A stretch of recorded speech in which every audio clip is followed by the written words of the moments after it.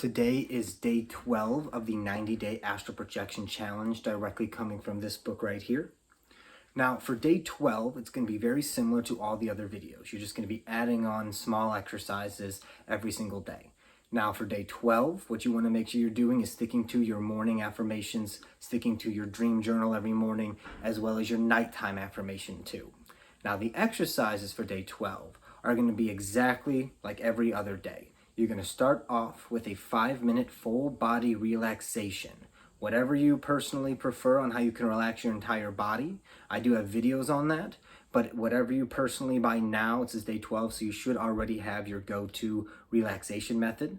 You then do a 5-minute deepening of the breath technique. I will link a video above. I'm not going to explain how to deepen the breath. I did that in day 8. Like I said, I'll link that video above. But you do a deepening of the breath for about 5 minutes. Now after, they then give you some optional things to do. Now for me, I'm not doing any of the optional work in the book, but the optional work is after you do the breathing, after you do the deepening of the breath, you then want to individually stimulate all of your toes, and then you want to split your awareness. You basically want to do all of the individual exercises that we've done in the past couple of videos, stimulating the energy body toe by toe and then doing it together.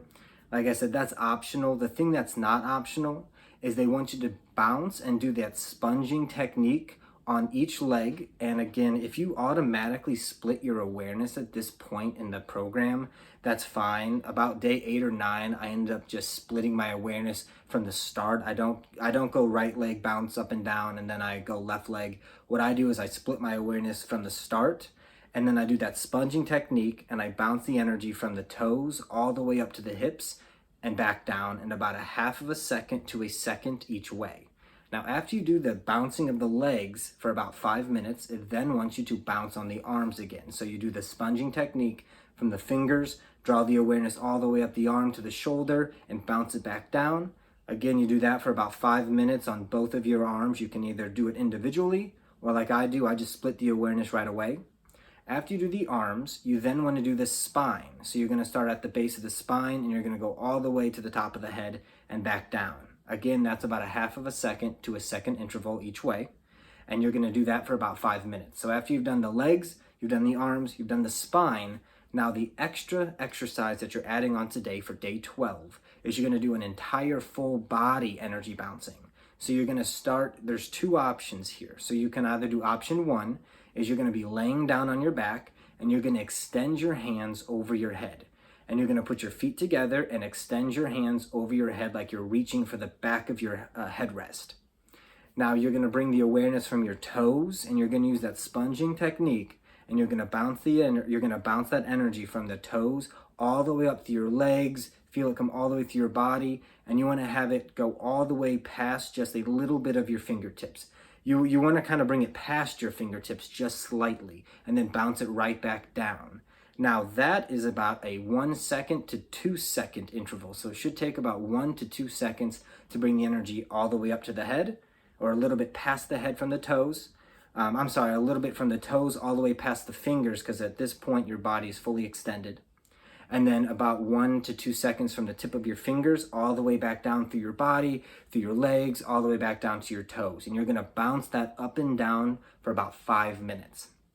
Now the second part of that exercise, if you are not going to lay down and have your hands over your top of your head like you're touching the back of your headboard, you can either be sitting in a chair or you can be laying down with your hands by your side, and you don't focus on the fingertips at this point. What you do is you do that full body energy bouncing, but you start from the tip of your toes and you do that sponging technique.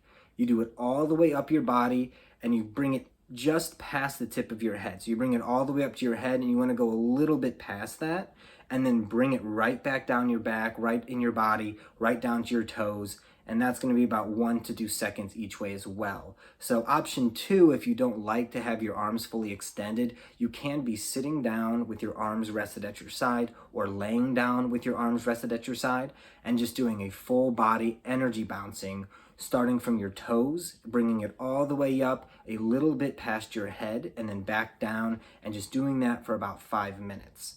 Now, me personally, at this point in the book, what I've noticed is not all the time, but very rarely, a few times when I was doing this, I ended up it's funny because in the book it talks about what you'll experience, and the book, I don't think the book is at all misleading, and so it's just interesting when I personally experience what they're talking about in the book. I always think that's fun.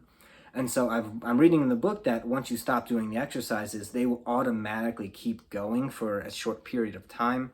I've experienced that myself. After I bounce it from the legs and up and down, I go to the arms, and then if I focus back on my legs pretty quickly, I can actually notice that there is some sort of a movement going up and down, and it's continuing really without me noticing.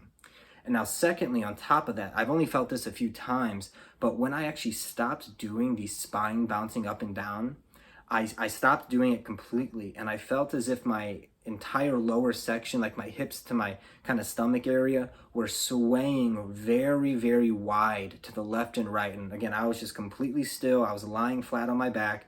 I had my hands to my side, and I could just feel this movement in my body of a huge swaying motion to the left, a huge deep swaying motion to the right, just back and forth, back and forth, back and forth. And I just thought that was really interesting because I was reading in the book that these are sensations to look for, and here I was in real time feeling exactly what the book said. So I just thought that was interesting. And as always, remember, this shit is so easy, you can do it in your sleep.